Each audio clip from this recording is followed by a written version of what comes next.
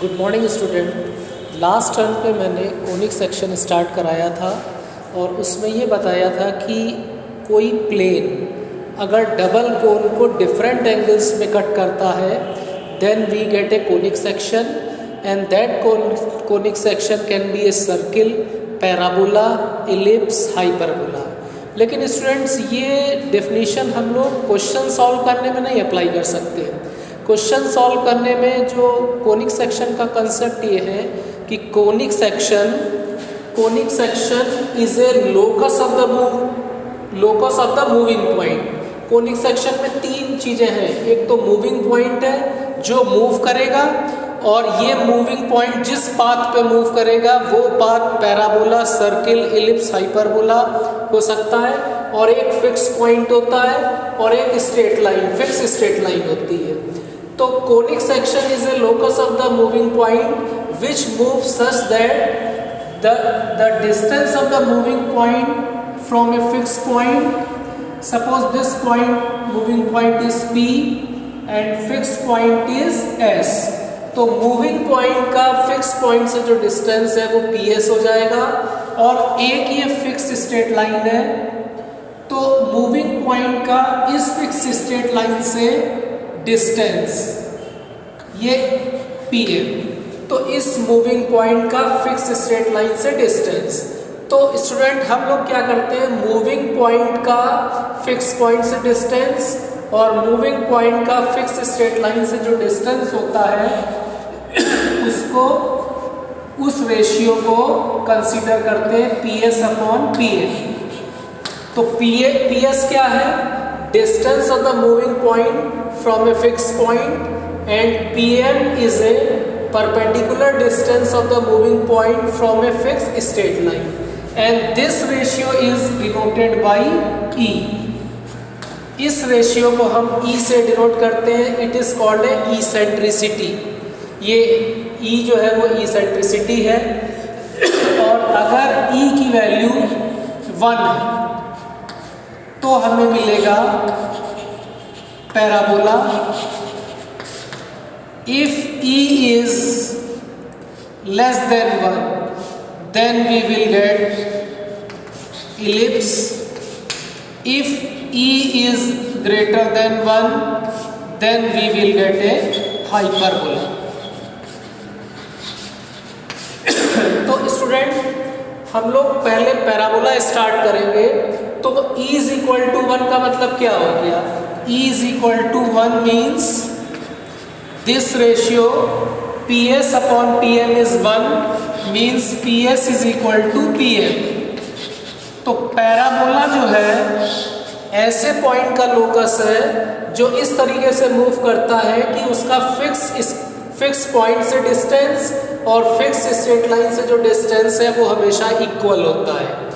Fix point को हम कहते हैं focus, fix point is called focus and fixed straight line is called directrix.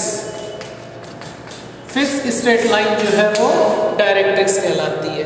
तो पैराबोला जो है ऐसे पॉइंट का लोकस है जो इस तरीके से मूव करता है कि उसका फिक्स पॉइंट से और फिक्स स्ट्रेट लाइन से जो डिस्टेंस है वो हमेशा सेम रहता है। Now student S is a fix point, ये पॉइंट हमारा ओरिजिन है और इस फिक्स पॉइंट के हम कोऑर्डिनेट मान लें A,0 और P जो है वो मूविंग पॉइंट है जिसके कोऑर्डिनेट X, Y है और ये एक फिक्स स्ट्रेट लाइन है। अब पैराबोला की डेफिनेशन से पॉइंट P जो है वो इस तरीके से मूव कर रहा है कि पॉइंट P कहीं पे भी जाएगा उसका फिक्स पॉइंट और फिक्स स्ट्रेट लाइन से जो डिस्टेंस है वो सेम रहेगा, यानी PS is equal to PM।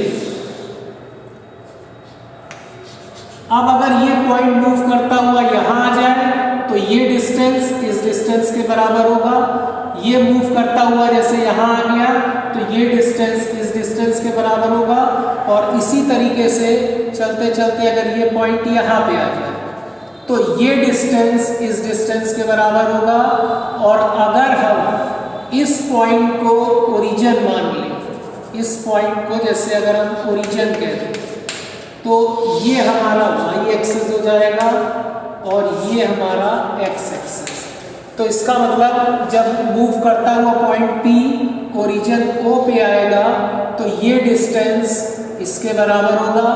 अब अगर इस डिस्टेंस को हम a ले रहे हैं तो ये डिस्टेंस -a हो जाएगा और इस पॉइंट के जो कोऑर्डिनेट होंगे वो -a,0। तो अब ये जो डायरेक्ट्रिक्स है हमारी ये y एक्सिस के पैरेलल है और ये डायरेक्ट्रिक्स y एक्सिस के पैरेलल है और ओरिजिन से माइनस डिस्टेंस पे है, इसलिए डायरेक्ट्रिक्स की इक्वेशन हो जाएगी x = -a या x + a = 0। Now by definition of parabola की डेफिनेशन से SP = PL, यानी मूविंग पॉइंट का फिक्स पॉइंट से डिस्टेंस और मूविंग पॉइंट का फिक्स स्ट्रेट लाइन से जो डिस्टेंस है वो सेम है। SP² = PL²। SP के लिए डिस्टेंस फार्मूला लगाएं तो x - a² + y²। Perpendicular distance हो जाएगा x + a²। तो इसको सॉल्व करें, x² + a² - 2ax + y = x² + a² + 2ax। तो x² और a² वाले टर्म कैंसिल हो जाएंगे और इक्वेशन आ जाएगी y² = 4ax and this is the standard equation of the parabola. तो ये पैराबोला की स्टैंडर्ड इक्वेशन हो जाएगी। तो स्टूडेंट, पैराबोला की जो स्टैंडर्ड इक्वेशन है y² = 4ax। अब v जो है it is called the vertex of the parabola. तो वर्टेक्स ऑफ द पैराबोला 0, 0 हो जाएगा। s is called the focus of the parabola. तो focus of the parabola will be a, 0 and this line Zm is called the directrix of the parabola. तो directrix of parabola, this line is x = -a, x + a = 0. तो directrix of the parabola will be x = a and foot of the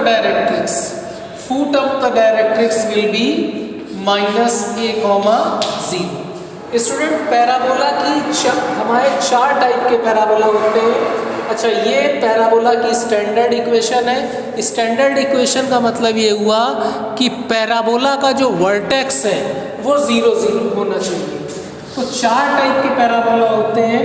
पहला तो y² = 4ax, second y² = -4ax, third x² = 4ay and fourth is x² = -4ay। ये 4 parabola है। जैसे second parabola जो है ये अगर ओरिजिन के लेफ्ट हैंड साइड में अगर हम ले लें तो ये कहलाएगा सेकंड टाइप का पैराबोला। और थर्ड टाइप और फोर्थ टाइप के जो पैराबोला होंगे इनमें जो वर्टेक्स है, ये वर्टेक्स जो है थर्ड पैराबोला x² = 4ay, इसका डायग्राम इस तरीके से होगा। इस पैराबोला का वर्टेक्स 0, 0, फोकस 0, a और डायरेक्ट्रिक्स इस पैराबोला की जो होगी वो पैरेलल टू x एक्सिस हो जाएगी और डायरेक्ट्रिक्स की जो इक्वेशन होगी वो x + a = 0 और फूट ऑफ द डायरेक्ट्रिक्स के जो कोऑर्डिनेट होंगे वो 0, -a। फिर चौथा पैराबोला x² = -4ay, ये ओरिजिन से नीचे की तरफ होगा। तो स्टूडेंट, सिर्फ standard equation of the parabola आपके सिलेबस में है और स्टैंडर्ड इक्वेशन का मतलब हो गया कि पैराबोला का जो वर्टेक्स है वो 0 होना चाहिए। 4 टाइप के पैराबोला हैं। y² = 4ax, y² = -4ax, x square is equal to 4ay, x square is equal to -4ay। तो स्टूडेंट नेक्स्ट टर्न से हम लोग जो है पैराबोला पे बेस्ड एक्सरसाइज जो है वो स्टार्ट करें।